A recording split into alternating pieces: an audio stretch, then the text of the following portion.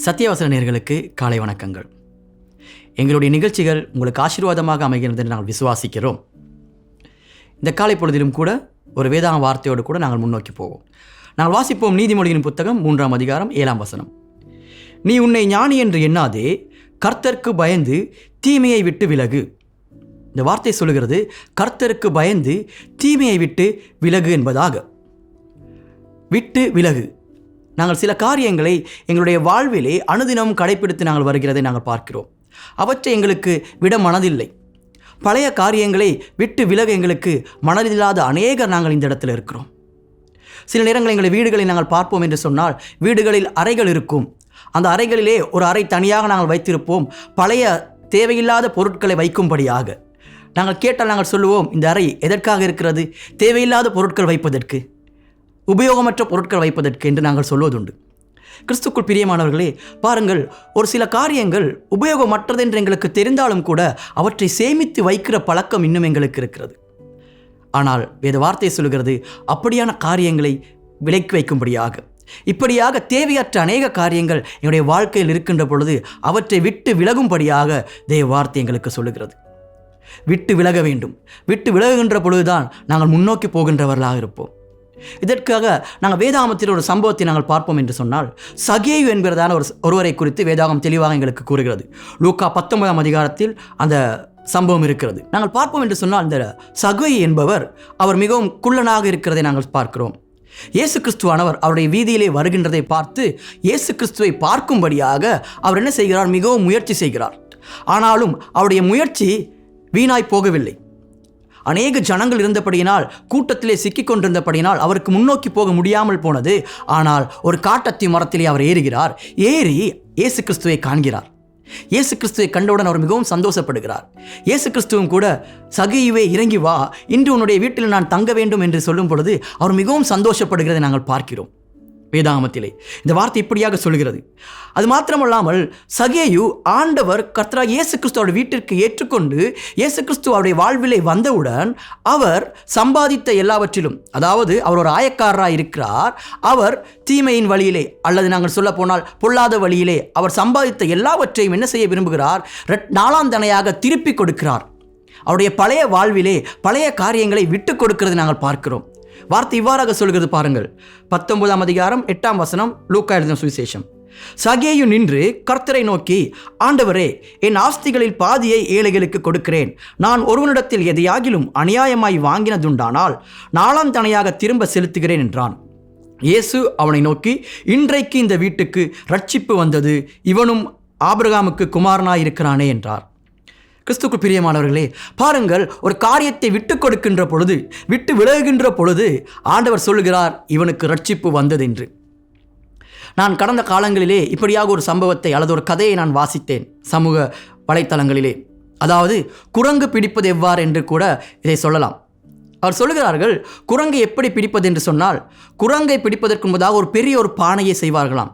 குரங்கினால் தூக்கி கொண்டு போக முடியாத, அசைக்க முடியாத ஒரு பானையை செய்வார்களாம். ஆனால் குரங்குக்கு அதுக்குள்ள அவருடைய கரங்களை மட்டும் போட முடியும். ஒரே ஒரு கையை மட்டும் அந்த குரங்குக்கு அந்த பானைக்குள்ளாக போட முடியும். அப்போ என்ன செய்வார்கள்? அந்த பானைக்குள்ளாக குரங்குக்கு பிடித்த வாழைப்பழம், அதோடு கூட தீன் பண்டங்கள் எல்லாவற்றையும் அதற்குள்ளே போட்டு குரங்கு வருகின்ற இடத்திலே வைத்து விடுவார்களாம். அப்படி வைத்து விட்டவுடன் என்ன ஆகுமா? இந்த குரங்கு இதனுடைய அதை எடுத்துக்கொள்ளும்படியாக ஓடி வந்து அந்த பானைக்குள்ளாக குரங்கு தன்னுடைய கையை போடுமா. போட்டு அதில் இருக்கிற ஒரு பொருளை எடுத்துக்கொள்ளும். வாழைப்பழமோ அல்லது தீன் பண்டமோ ஏதாவது ஒன்றை அந்த குரங்கு பிடித்து எடுத்துக்கொண்டு வெளியே கையை எடுக்க பார்க்கும். ஆனால் எடுக்க முடியாமல் இருக்கும். காரணம், அதனுடைய கரங்களிலே என்ன இருக்குது? அந்த தீன் பண்டம் இருக்கிறது, அந்த வாழைப்பழம் இருக்கிறது. ஆனால் அதை விட்டு விட்டு கையை எடுத்தால் நிச்சயமாக குரங்குக்கு என்ன செய்ய முடியும்? கையை எடுத்து தப்பித்தோட முடியும். ஆனால் அந்த குரங்கு அப்படி செய்யாமல், அதற்கு தேவையான அந்த தீன் பண்டம் தேவை என்கிறதான நினைப்பிலே என்ன செய்யுமாம்? அதை விட மனதில்லாமல் அதோடு கூட கையை வெளியே எடுக்க பார்க்குமாம். ஆனால் என்ன செய்ய முடியாது? அதனால் கரங்களை வெளியே எடுக்க முடியாது. அதனால் அந்த குரங்கு மாட்டிக்கொள்ளுமாம். இப்படி தான் குரங்கு பிடிப்பார்கள் என்று கூட நான் சமூக வலைத்தளத்திலே ஒரு கதையை வாசித்தேன். கிறிஸ்துக்குள் பிரியமானவர்களே, இன்றிலும் கூட பாருங்கள், நிலைய காரியங்களிலே நாங்கள் இவ்வாறு அகப்பட்டிருக்கிறோம். சத்ருவானவன் எங்களுடைய வாழ்விலே அநேக இப்படியான பிழையான காரியங்கள், தீமையான காரியங்களிலே எங்களுடைய கரங்களை விட வைத்து அதனாலே நாங்கள் சிக்கி தவித்து கொண்டிருக்கிறோம். நாங்கள் ஆரம்பத்திலே வாசித்தது போல விட்டு விலக மனதில்லாதவர்களாக நாங்கள் இருக்கிறோம். சில நேரங்களிலே பழைய காரியங்களிலிருந்து நாங்கள் விட்டுவிட மனதில்லாதவர்களாக இருக்கிறோம். மற்றவர்கள் மீது இருக்கிற பொறாமையாக இருக்கலாம், எரிச்சலாக இருக்கலாம், அதிலிருந்து எங்களுக்கு வெளிவர மனதில்லாமல் இருக்கலாம், விட்டு விலக மனதில்லாமல் இருக்கலாம், அதை எங்களால் விட முடியாமல் இருக்கலாம். அதன் நிமித்தமாக நாங்கள் சத்துருவின் வலையிலே சிக்கி தவிக்கிறவர்களாக இருக்கலாம். சில நேரங்கள் பாவ இச்சைகளாக இருக்கலாம். எங்களால் விட முடியாத பாவ இச்சைகள் நிமித்தமாக எங்களால் வெளிவர முடியாமல் இருக்கலாம். அந்த கரங்களிலே அது இருக்கிற நிமித்தமாக எங்களால் தப்பித்துக் கொள்ள முடியாமல் இருக்கலாம். சிக்கி தவிக்கிற அநேகர் இன்று இருக்கிறார்கள். சில நேரங்களிலே பெருமைகளாக இருக்கலாம். பெருமைகள் நிமித்தமாக நாங்கள் ஆண்டவருக்கு எதிராக அல்லது ஆண்டவருக்கு எதிராக செயற்படுகிறவர்களாகவும் ஆண்டவரை விட்டு வெளியிலே பின்வாங்கி போகிறவர்களாக இருக்கலாம். ஆனால் ஆண்டவர் சொல்லுகிறார், இதை விட்டு விலகும்படியாக.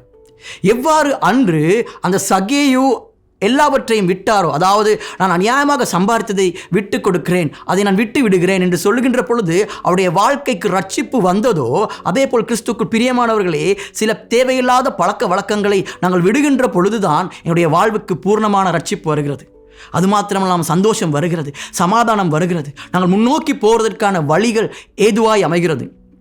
அப்படி அல்லாமல் நாங்கள் அவற்றை பிடித்து கொண்டிருப்போம் என்று சொன்னால், என்னுடைய கௌரவம், இதை நான் விடமாட்டேன், இது எனக்கு தேவை, அப்படி என்று நாங்கள் பிடித்து கொண்டிருப்போம் என்று சொன்னால், அந்த குரங்கு எப்படி வலையில் சிக்கிக்கொள்ளுதோ அல்லது குரங்கை எப்படி பிடிப்பவர்கள் வந்து பிடித்து கொண்டு போகிறார்களோ, அதே வண்ணமாக சத்துருவின் பார்வையில், சத்துருவின் கைகளில் நாங்கள் சிக்கிக்கொண்டவர்களாக இருக்கிறோம்.